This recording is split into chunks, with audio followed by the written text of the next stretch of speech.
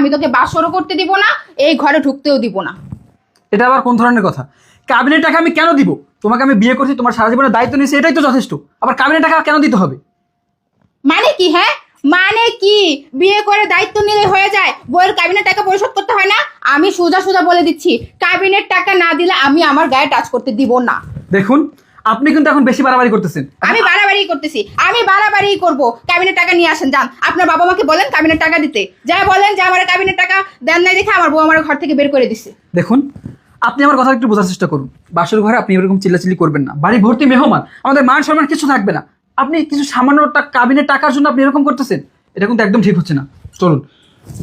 আপনি কি চাচ্ছেন? হ্যাঁ আপনি কি চাচ্ছেন আমি এখন বাসার বাইরে গিয়ে রাস্তায় গিয়ে চিল্লাচিল্লি করে এলাকার মানুষজন জমা করি, তাদেরকে বলি যে আমাকে কাবিনের টাকা না দিয়ে আমার সাথে বাসর ঘরে জোর জবরদস্তি করতেছে, এটা বলবো? হ্যাঁ কাবিনের টাকা না দিয়েই আমি আপনার সাথে বাসর করব। চলুন। এই ছাড়েন, কাবিনের টাকা দিবেন না মানে? কাবিনের টাকা দিতেই হবে। কাবিনের টাকা আমি দেবো না। আমার বাপ দাদা, এমনকি আমার 14 গোষ্ঠীর মধ্যে কেউ কোনোদিন কাউকে কাবিন দিয়ে বাসর করেনি। আমিও কাবিন দিব না।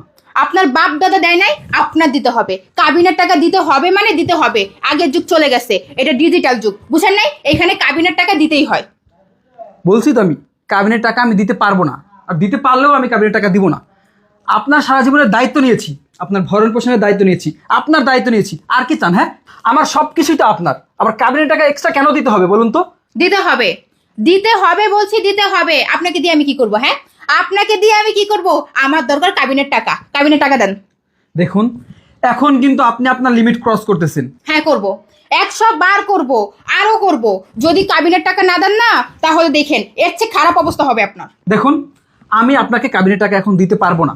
আর আজকে আমাদের প্রথম দিন, আজকে আপনি কাবিনের টাকা চাইতেছেন কেন? হ্যাঁ, আমি তো আপনাকে ছেড়ে দিচ্ছি না, আপনি তো আমার সাথেই থাকতেছেন। দেখুন, আমি আপনাকে কাবিনের টাকা এখন দিতে পারবো না। আপনি হয়তো মাফ করে দেন আমাকে। না, মাফ করব না। মাফ করার কোনো প্রশ্নই আসে না। কাবিনের টাকা দিতেই হবে।